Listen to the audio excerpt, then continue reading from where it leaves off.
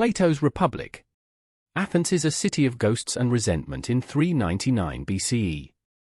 The memory of the oligarchic coup in 404 BCE still haunts the streets. This was not a distant political shift. It was a period of violent instability that left the democracy fractured and defensive. In this atmosphere of suspicion, a man stands before a jury of his peers.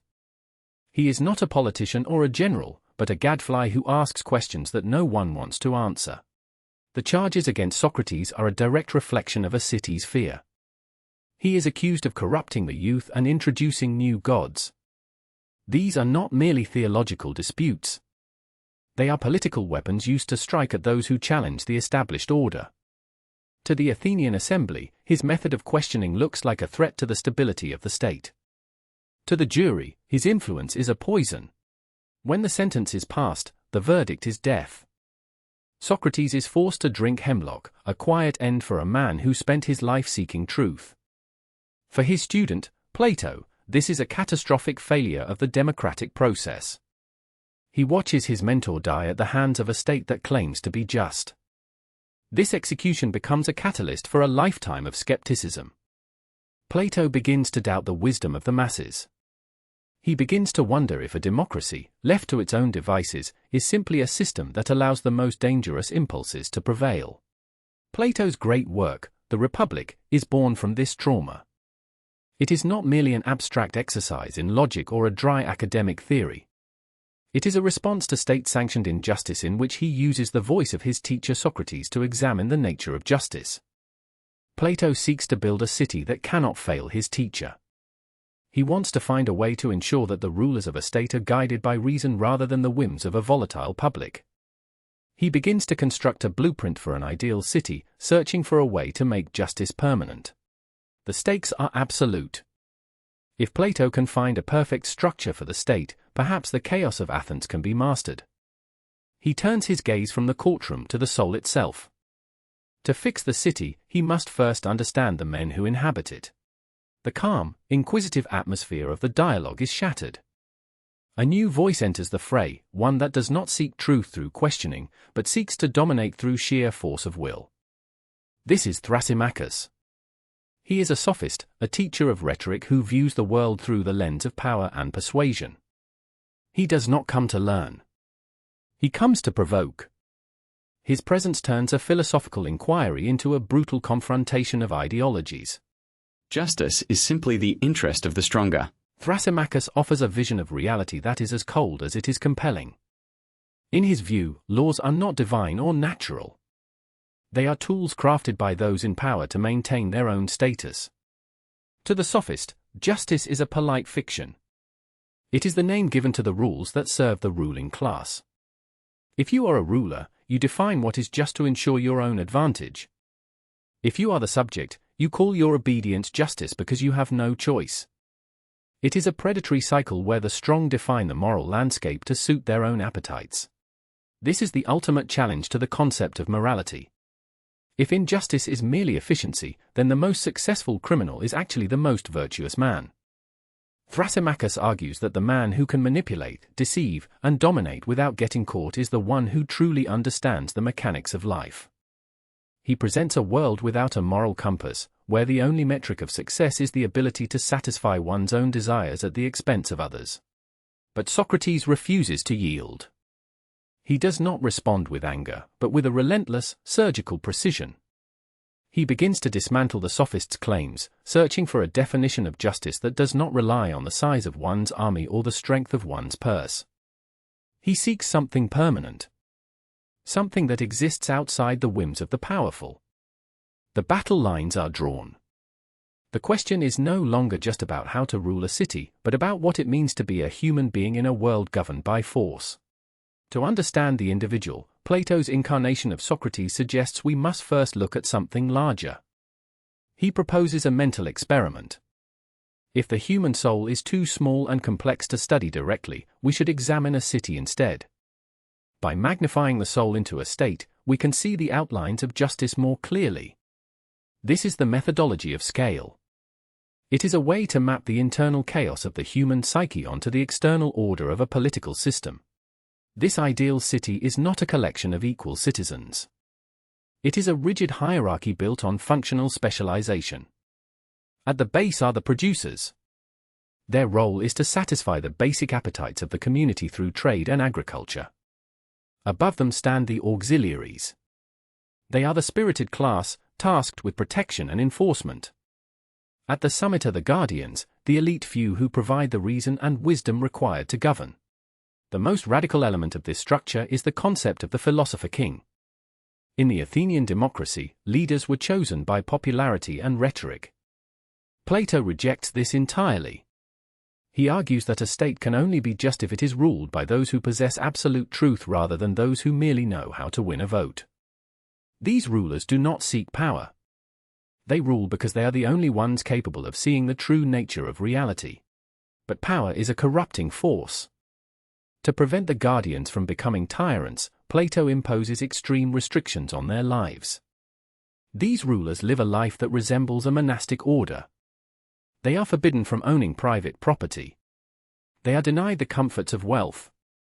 Even the nuclear family is abolished for this class. Children are raised communally, unaware of their biological parents, to ensure their only loyalty is to the state. This vision raises a terrifying question. Is a city built on such total control truly a model for justice, or is it a blueprint for a regime that leaves no room for the individual? We see the structure of the city, but we must now look closer at the soul that inhabits it. The soul's architecture. Plato does not stop at the gates of the city. He turns his gaze inward. To understand the city, he argues, we must examine the human soul, which he views as a complex, layered structure.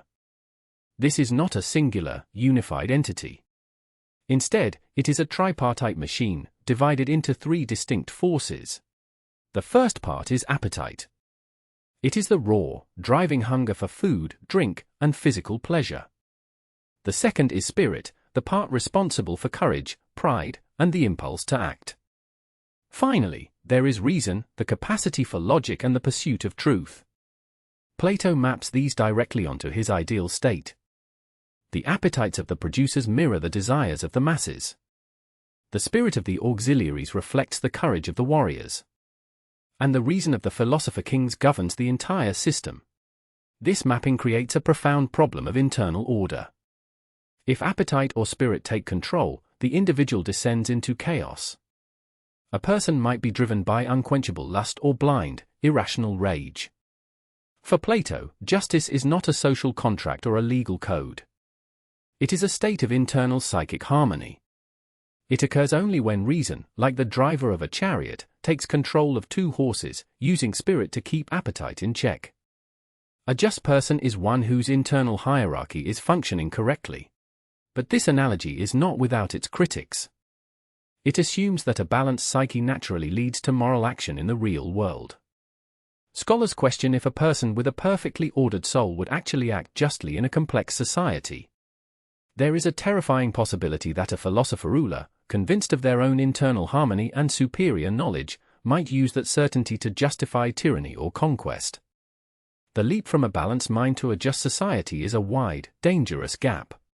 The question remains: is Plato describing a way to save the human soul, or is he providing a psychological justification for total control?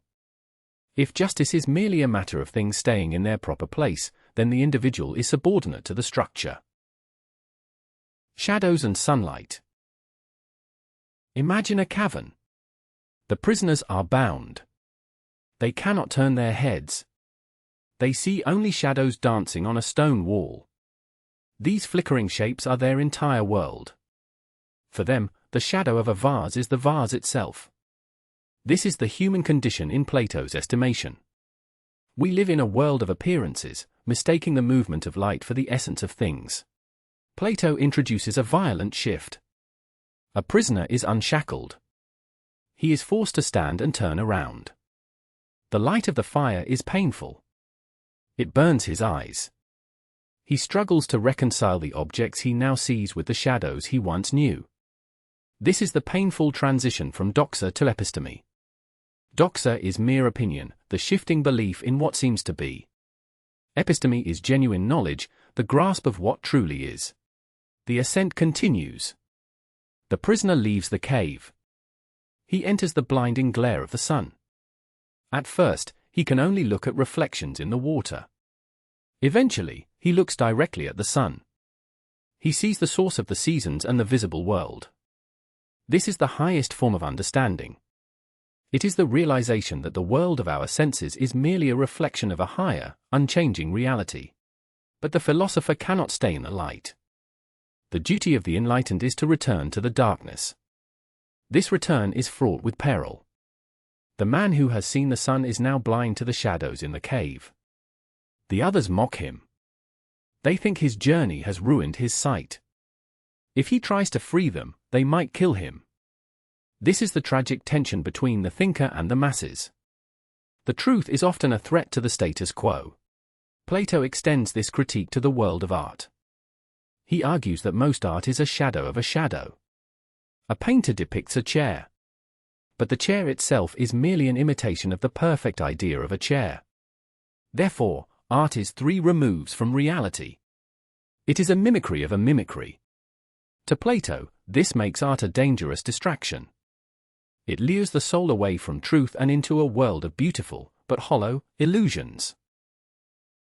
The danger of the ideal. The vision of the philosopher king is a seductive one.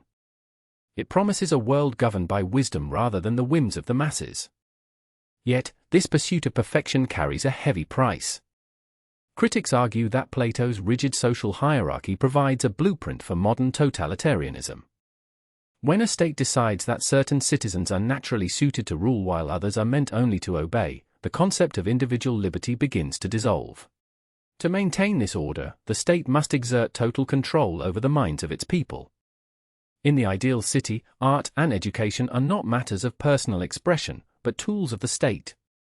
Plato suggests that most poetry and drama are dangerous because they stir the passions rather than the intellect. To protect the stability of the republic, the guardians must censor any story that depicts gods as immoral or heroes as weak. It is a controlled environment, where every song and every tale serves the collective good. This quest for absolute stability creates a dangerous paradox.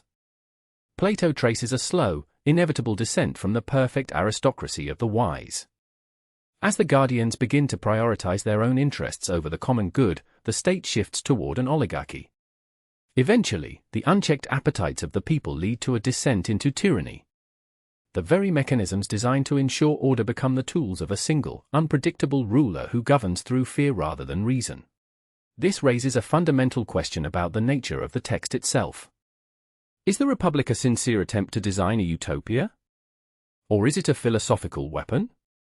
Some scholars believe Plato never intended for these rules to be followed literally. Instead, he may have used these extreme scenarios to expose the flaws in Athenian democracy and to provoke a deeper understanding of justice. He might not be building a city, but rather testing the limits of the human soul.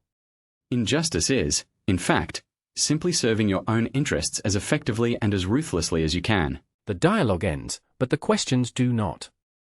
For over 2 millennia, the Republic has functioned as a mirror, reflecting the anxieties of every age. We often focus on Plato's rigid hierarchies, yet his provocations regarding the individual remain strikingly modern. He dared to ask if women could be trained for leadership and how domestic responsibilities might conflict with civic duty. These are not ancient relics. They are the same debates currently shaping the landscape of modern politics. The tension between the private life and the public good is a constant struggle in any functioning democracy. As we look at contemporary governance, a central conflict emerges. It is the friction between expertise and agency. Plato argued for the rule of those with the highest rational capacity, the philosopher kings. In our modern world, this manifests as a debate over technocracy versus populism. We crave leaders who possess specialized, scientific knowledge to solve complex global problems. Yet, we also demand the right to self-governance and the power to choose our own path. We are caught between the desire for an expert hand and the fundamental need for democratic participation. This brings us to the most unsettling legacy of the text.